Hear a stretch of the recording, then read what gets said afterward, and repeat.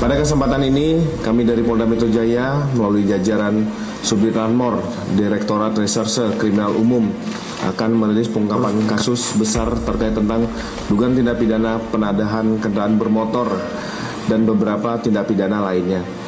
Perbuatan yang dilakukan tersangka ini adalah praktek ilegal berupa pembelian, penampungan, dan penguasaan kendaraan bermotor yang patut diduga kuat berasal dari hasil kejahatan. Kendaraan-kendaraan ini dikumpulkan dan dipersiapkan untuk diselundupkan ke luar negeri tanpa dokumen kepemilikan yang sah.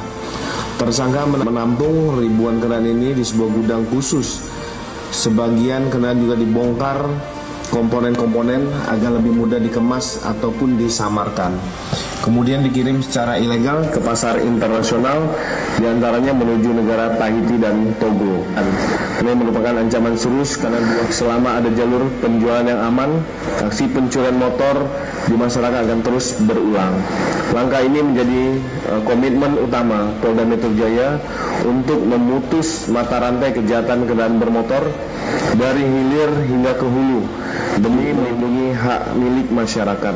Kami lakukan penindakan di gudang PT Indobaik 26 1494 unit kendaraan bermotor roda 2, 957 unit dalam kondisi utuh dan 537 unit kendaraan roda 2 sudah dalam kondisi terbongkar.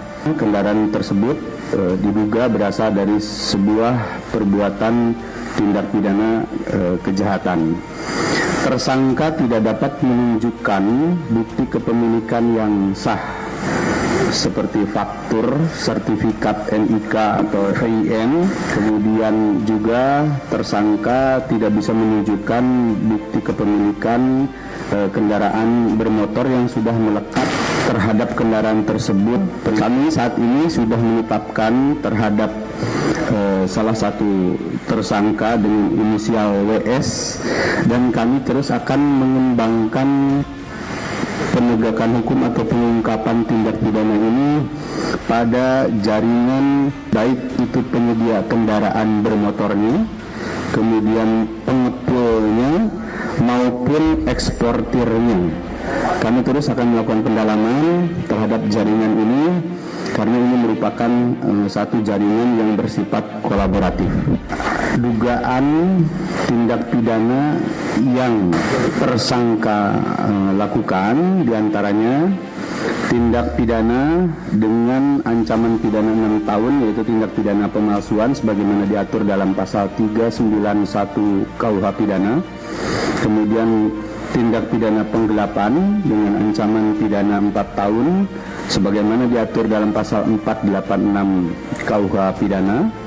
Tindak pidana penadahan dengan pidana penjara paling lama 4 tahun sebagaimana diatur dengan pasal 591 KUH pidana. Dan juga tindak pidana menjadikan kebiasaan membeli, menukar, menerima jaminan gadai, menyimpan dan menyembunyikan, di mana diatur dalam pasal 591 KUH pidana dengan ancaman pidana paling lama 6 tahun. Selanjutnya juga tindak pidana pencucian uang dengan ancaman pidana paling lama 5 tahun sebagaimana diatur dalam pasal 607 KUH pidana. Juga kami terapkan dengan pasal 35 Undang-Undang RI nomor 42 tahun 1999 tentang jaminan fidusia dengan ancaman pidana paling singkat 1 tahun. Juga kami gunakan pasal mengalihkan, menggadaikan dan menyewakan benda yang menjadi jaminan objek fidusia sebagaimana diatur dalam pasal 36 Undang-Undang nomor 42 tahun 1999.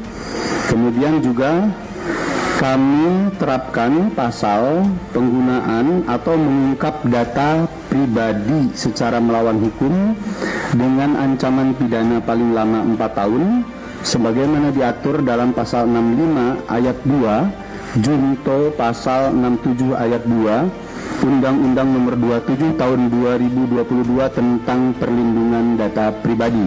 Ini adalah upaya kami juga untuk memberikan perlindungan kepada masyarakat terkait dengan keamanan data pribadi. Itu kami juga menghimbau kepada masyarakat, mari sama-sama kita jaga dan gunakan data pribadi ini sesuai dengan ketentuan hukum yang berlaku dengan bijak dan beradab.